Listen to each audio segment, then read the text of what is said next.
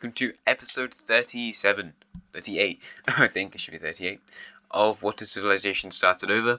In the last episode, the main two events, really, was a war, a war in Caucasia, in which the Central Asian country took over a lot of land around here, and a civil war in the Korean country where they lost a majority of their Japanese holdings, only keeping Hokkaido and South Sakhalin, which is that Japanese? I don't know.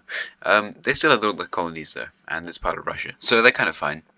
We also saw a democracy rise up in Denmark, an oligarchy rise up in the red South Indian country, and a warrior sort of aristocracy thing, which it feels so strange to say that as like an ideology, but it did exist. It did exist. In the yellowish country right here in Pakistan. So in today's episode, the title should say 4 new colonial powers. Four? That's crazy. 4 new colonial powers. That's a lot. So let's get on to that. And yeah, let's start with those at the moment. We're going to do them in batches of 2 because 2 separate events cause them to colonize. And the first one, as I indicated, kind of obviously, is the English country. They gained previously in episode 36 a lot of territory from the Danish. The Danish colonized like all this stuff. If you watch previous episodes, you'd know. They colonized all that stuff, and there's quite a few cities around here. So obviously from that the English have prospered, and they've got a lot of money, and now they're going to go across the ocean and arrive here near Delmarva. So around in this area they're going to set up their first ever colony. I don't know if it's going to help them that much. New York's kind of over here somewhere, so probably if they get New York, they can set up some new Amsterdam thing, or new Liverpool. Oh no. Actually, they could still set up New York. They still own York, never mind. But the second country who'll be going to colonize, the colony is not very big. They're very new to this, but there you go. The second country that goes to colonize is actually going to be the German country. They gained a lot of Danish people who like colonizing, and they've got a good way out to go colonize into the Atlantic Ocean. So, being really pretty strong now, not super strong, they're going to go colonize, making a colony right here in Nova Scotia. So they basically just take over this region and say, yep, that's my new colony. There you go. They also take over this island. They're kind of the same colour as the water. The Canadian country around here, well, not Canadian, Icelandic country. How are they doing? Really badly. They're all very disjointed. Effectively, it's a lot of different kingdoms. Like, Baffin Island is one kingdom, South Greenland, East Greenland, Iceland, and then this is kind of 3 different bits because of how the Danish colonized it. Like, there's a northern bit, a central bit, a southern bit, and then this island's kind of its own bit, and then Newfoundland is also its own semi-kingdom thing. So a bit strange what's going on over here. However, we do see the whatever it's called country, the Newfoundland country, actually break away from the central Icelandic government. And it takes them a while to realize they've broken away because this country is just so poorly set up as a nation. They didn't get a chance. They they chose to break away. That was their fault. They will also be taking over, of course, all these other islands around them. So there you go. We have a brand new country in the world, our first ever North American nation. So that's pretty exciting. Their capital, and there's no capitals over here. Wait a second. Let me just go grab. See, the base yellow on paint.net is not the same as this base yellow. Also, they've only got 2 cities and they're in really annoying places, but I'll put it up there. Anyway, let's go off of that and go look at a war. Pretty cool though. Like 6, 7. Oh yeah, what is the year? It should be 1700 because I might need to move the pace a bit forward. There's a really major event that's going to happen very soon. So, not very soon. Well, meh. There's quite a few cool major events I've got coming up, and yeah. Then from there, it kind of just leads on into the world wars. So pretty good. Anyway, number 1 is obviously Central Asia. They've gained a lot of land recently, and they're definitely in that number 1 spot. Mesopotamia still doing really badly. There's they're second, but there's still like revolts and things. So the country is just not really recovering very well. Bulgaria is in 3rd. Spain is in 4th. They have a huge empire. Well, not huge, but it's definitely getting up there. The Koreans are still in 5th, although they have lost a lot of their territory. They're still strong. The Turkish are in 6th. Bengal is in 7th, which is nearly at their top position in 6th, but they've got a lot of land. South India is in 8th. It's also got a lot of colonies in the Indian Oceans. They're doing pretty well. 10th goes to the Pyrenees country. They're colonizing. Don't know how well they're going to do in the later parts of this video though. And Greece is in 10th. Well, they've kind of just fallen back a few places in recent episodes. Anyway, going over to the colonial countries of the world. Interestingly enough, the Pyrenees country actually isn't colonizing because things are apparently going wrong in that country. Guess we'll find out more about that in a later part of this episode. How the Spanish move up into Nicaragua and I guess El Salvador. No, El Salvador's up here. So maybe Honduras then. I'm not really sure. I'm not an expert on Central America. They also take over this lake because, I don't know, they do. Sorry. Going on over here into the Ecuador sort of Colombia region, they're going to be expanding around this sort of bay thing. What is that border? What is that border? I mean, it's kind of realistic that they have some straight line like that, but I don't want that. I want actually nice looking lines in my colonies, please. I mean, nice probably isn't the way to describe this. The borders do not look great, but you know, I try. So there you go. Oh, I don't like that bit. I do not like that. Yeah, there's so many parts of this where I'm like, no, I don't like the border, and that's the entire reason that it changes. Anyway, let's head on over to Central Asia because they're once again trying to get more land. I can't talk apparently. The Mesopotamian country, as I mentioned before, is collapsing effectively. There's groups in the eastern province of Saudi Arabia area, you know, over here in old Hijaz territory. If we look at the religion layer, we can see there's still Hijaz movements in like the South Sinai Peninsula and just other areas of the southern Mesopotamia country, and that's where things are going wrong. I mean, the orange team is also kind of hostile to them. If we look at the orange team, you're very much in that area. The green team, I don't think their capital's in Hijaz area, so that's good. The yellow team's a theocracy, but they're kind of moving towards this religion, but they're basically trying to purge all the Hijaz religion out of their territory, which is a bit unpopular, but oh well. However, in the red team, we see a rebellion, it did exist before, so kind of a historic one, appear up here in the north.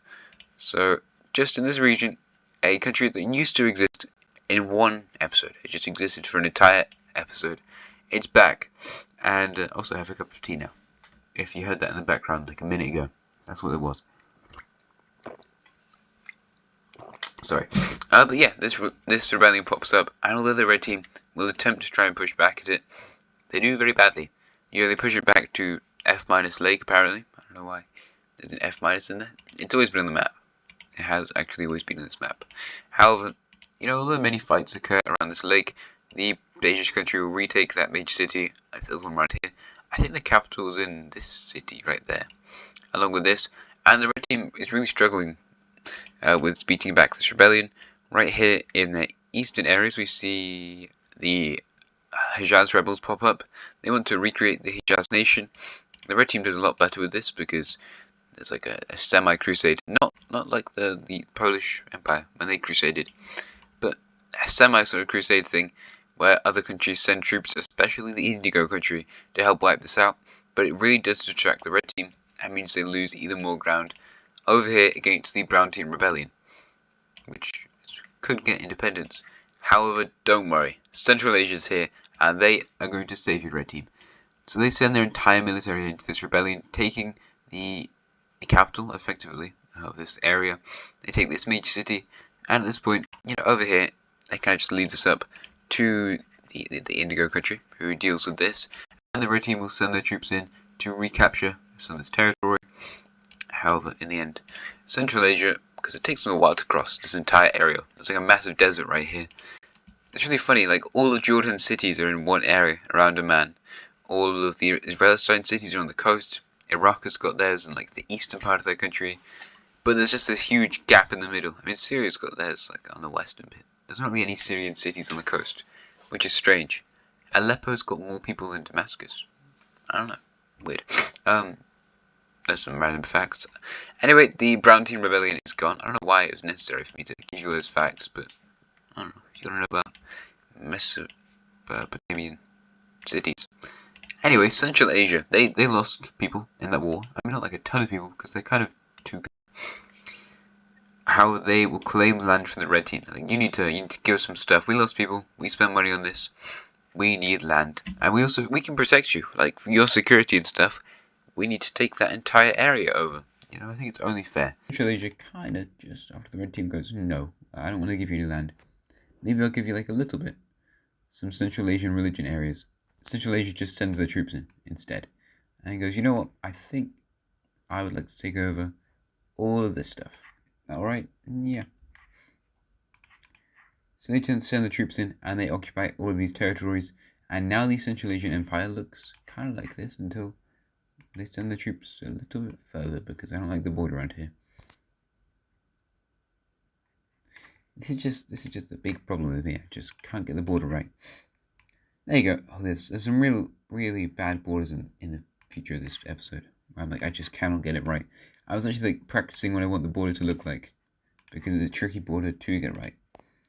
Anyway, there you go. So the Central Asians have taken over a lot of new territory around here. And the main thing is they have fully taken over the entire Caspian Sea area. That is very good if you're Central Asian. This is an excellent thing for your country. And they're very pleased about this. So, hooray for Central Asia, I guess.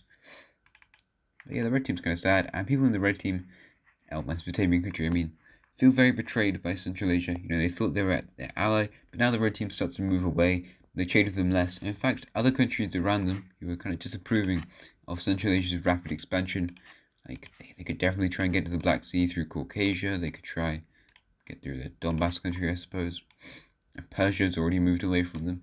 This Euralia country, which is actually pretty large now, they already moved away from the Central Asian sphere. I mean, they're still their biggest trade partner, but that's because nobody else really borders them except for the stupid pig country. Yeah, even these guys around the middle, they're kind of moving away now. And I mean, religion, they're still the same religion, but like, doesn't mean they can't make their own religion, you know? They might do that. Anyway, let's head on over to our other event, which is over here in the Pyrenees country. As I kind of teased before, they suffer a massive economic collapse. The Salmon Nation over here, everything just went really badly. Some people revolted in the colonies and they sent the troops over here. People died in a storm. Just a load of really bad things happened. You know, the entire royal family got assassinated. And it's one of those things where it's like, yeah, if you steal these things together, it just all goes very badly. Just a dramatically bad turn of events. The colonies, they managed to stop them revolting. But then people over here, there's a massive separation between people on either side of the Pyrenees Mountains. The people in the north, which are the people who are more well off because they're near the capital. They're very different to people in the south. People in the south are a lot poorer. They have GDP per capita, which isn't going to be great at this time because we're in the 1700s. But if you did that, it wouldn't be good. The Pyrenees country up in the north is very different to the south.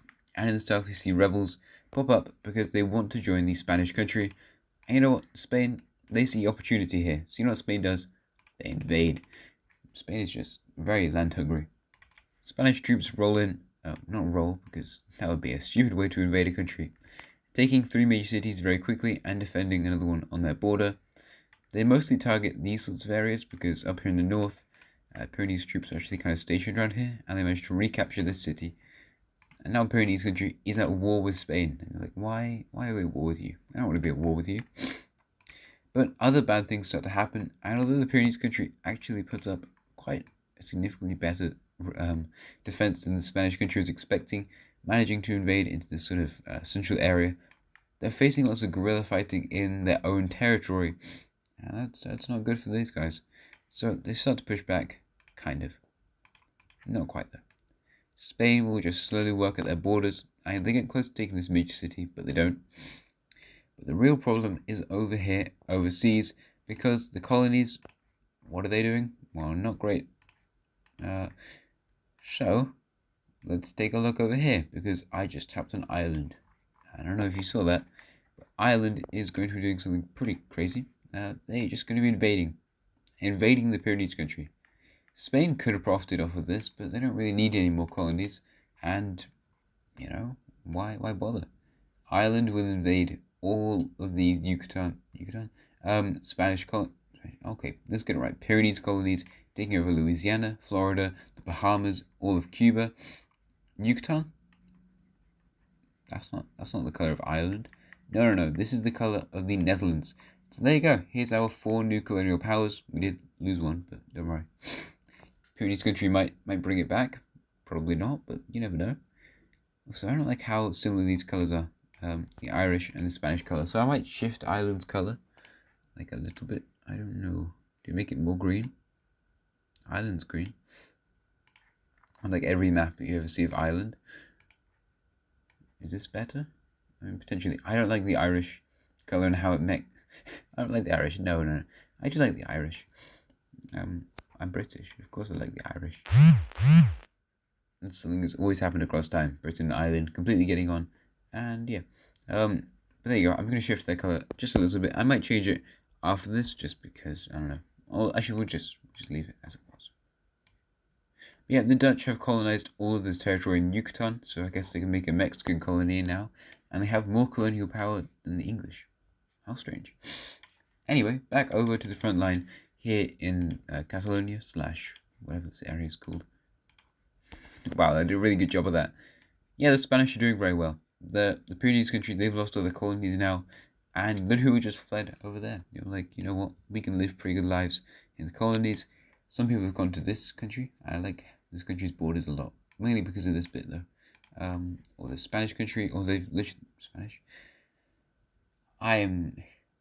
It's Tuesday. It's 8 o'clock on Tuesday. Why am I doing 8 o'clock? I don't know. I went outside. I went to the park. So I kind of just got distracted. Actually, I went to the allotment and then I went to the park. I have an allotment. What the hell? I don't own it. My mum owns it. Anyway, France starts invading. Let's crazy law drop. France starts invading the north. They might as well. They actually push in very well over here because more Pyrenees country in this area support the French government and like the entire French country as a whole. However, over here in the coast, the Spanish have a lot more naval power. They're very strong navally, and Spain will manage to take out entirely the... Oh, wait. Yep, I see what's going on there. The entire Pyrenees country, which will now be taken to a peace treaty between Spain and France. I just can't talk, apparently. So, what does that look like? I don't know. I said I've been practicing this border. I had. Believe me. I had. So I don't know if I'm going to do it that well. So I might try to fix this afterwards because that's not good. This might be a very boring part of the video, but we can get rid of that capital anyway. Wipe that capital off your face. The French, I think I plan on giving them a bit more land. Give them this province. Yeah, I'm sorry. I'm very much a perfectionist with these borders. They need to be... Oh, that's horrible. That is horrible. Me oh my. That's disgusting.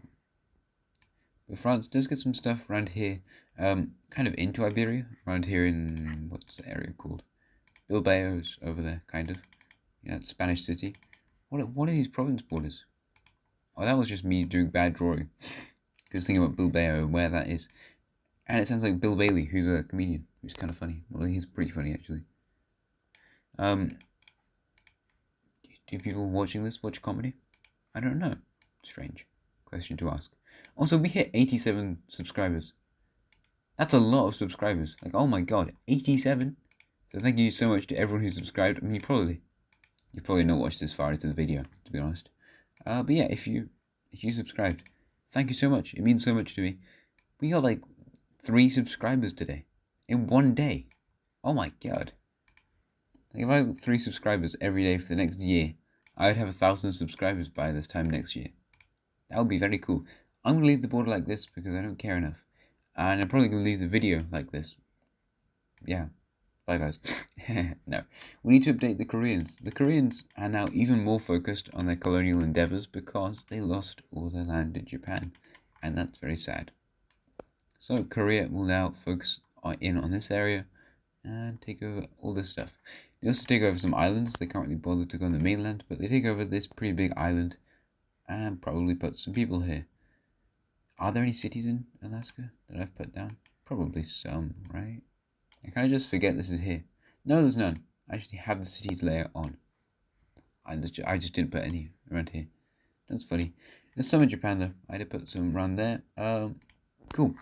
that's probably where I'm going to leave the video, except for the Philippines, which needs to be updated, doesn't it? South China. South China is doing pretty well at this point. You know, they could get into the top 10 after this video. Or it might just be another European colonial power, like a new one. But yeah, next video is like some clear up stuff, and then episode 40, we always do something special on every 10 episodes. So yeah, should be something pretty cool then. Yeah, thanks a lot for watching the video. I hope you enjoyed the video. Like, subscribe, comment, and thanks a lot for 87 subscribers. Goodbye and have a nice rest of your day.